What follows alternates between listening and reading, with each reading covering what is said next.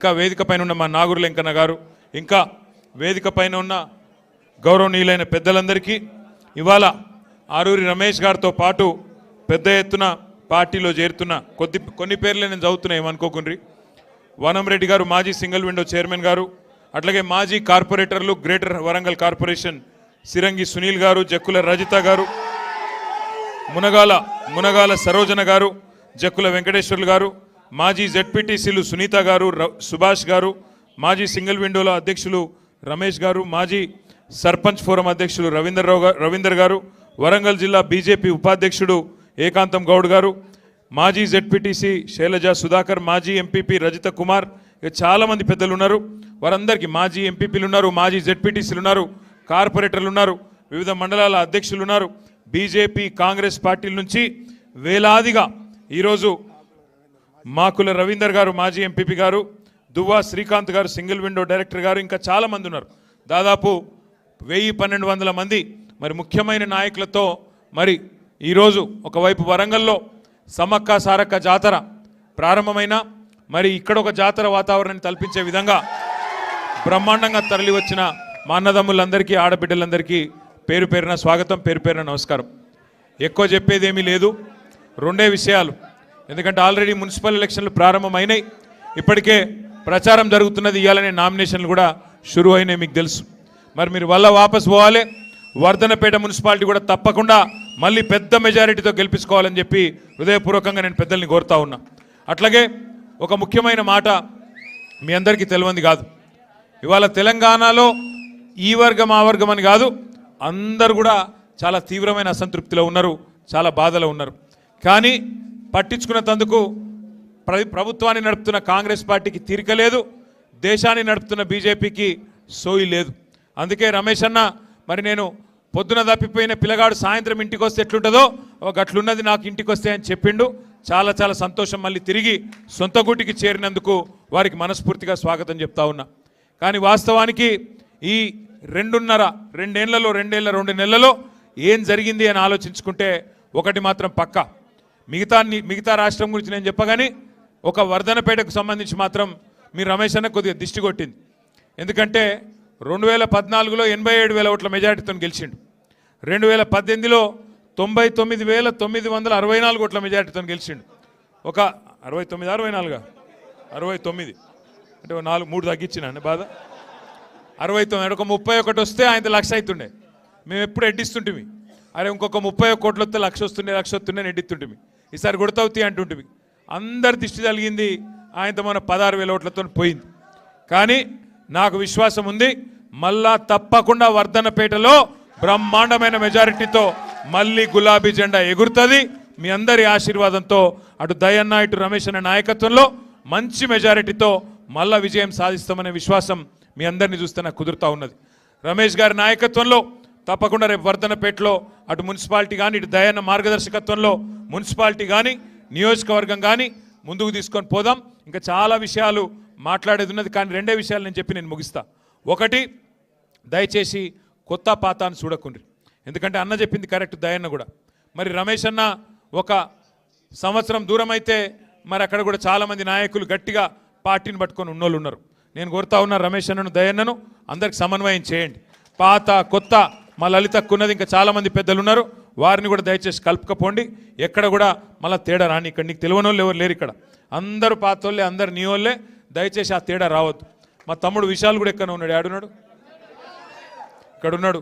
ఇగో తమ్ముడు గతంలో కూడా మంచి కార్యక్రమాలు ఆర్గనైజ్ చేసిండు, యూత్ను కూడా బాగా ఆర్గనైజ్ చేసిండు. ఇప్పుడు కూడా మీతో నా రిక్వెస్టు, రేపు మున్సిపాలిటీలో కానీ మొత్తం మీ నియోజకవర్గంలో కానీ బ్రహ్మాండంగా మళ్ళొక్కసారి అందరినీ కలుపుకొని, ఇప్పుడు మీరు కొద్దిగా ఓపిక పెంచుకోవాలి, జాగ్రత్తగా నడపాలి.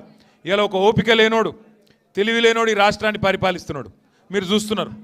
పాపం ఆయనకు వర్ధనపేటలో కూడా గట్లే ఉందట, లేదు ఓపిక లేదు, మీరు చూస్తున్నారు. ముఖం బాగా లేక వెనకటి కూడా అద్దంబల కొట్టిండట, గట్లున్నది రేవంత్ రెడ్డి కథ. నడపశాత అయితే లేదు, అప్పుడేమో అడ్డమైన అబద్ధాలు చెప్పిండు, గద్దెనకి కూర్చున్నాడు. ఇలా నడపశాతం అయితే లేదు, తెల్లారులేస్తే కేసీఆర్ని తిట్టుడు తప్ప ఇంకొక పని శాత కాదు. ఏమైందిరా భయ్ నీ 15,000 రైతు బంధు అంటే లాగుల తొండలు ఇడుస్తా అంటాడు. ఏమాయిరా 2,500 వారి 2,500 ఇస్తా అంటివి 100 రోజులు ఇస్తా అంటివి ఏం సంగతి అంటే నీ పేగులు మెడలు వేసుకుంటా అంటాడు.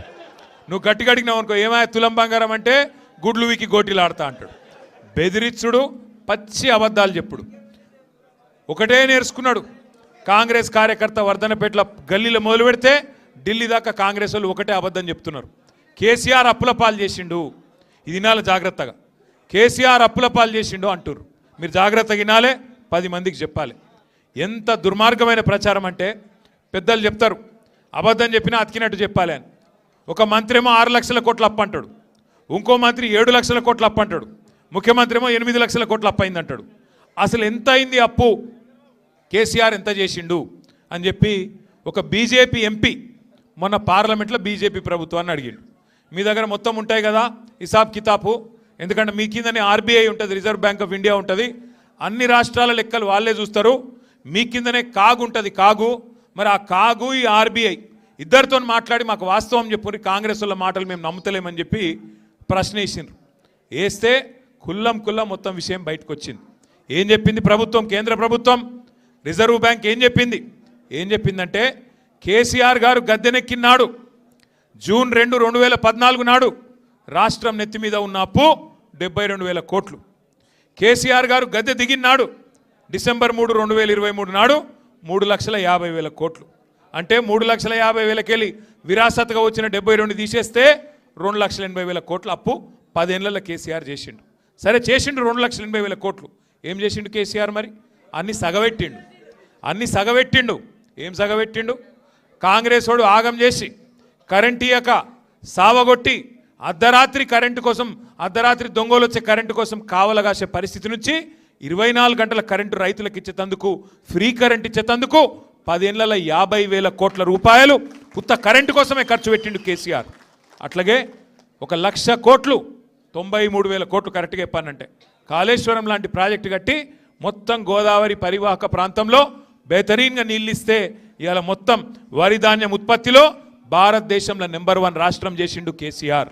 అట్లాగే రైతన్నల కోసం స్వాతంత్రం వచ్చిన తర్వాత ఏ నాయకుడు ఇయ్యలే 70 లక్షల మంది రైతుల కోసం 73,000 కోట్లు మీరు అడగక ముందే 11 కీజన్లు టింగుమని నాటేసే టైంకు మీ ఖాతాలో వేసిండు కేసీఆర్. ఇంటింటికి నల్లబెట్టి 40,000 కోట్ల రూపాయలు ఖర్చు చేసి మరి బ్రహ్మాండంగా నీళ్ళు ఇచ్చిండు కేసీఆర్. తెలంగాణ రాకముందు 5 మెడికల్ కాలేజీలు ఉండే, తెలంగాణ వచ్చినాక కొత్త జిల్లాలు చేసి 33 మెడికల్ కాలేజీలు, 33 నర్సింగ్ కాలేజీలు పెట్టిండు కేసీఆర్.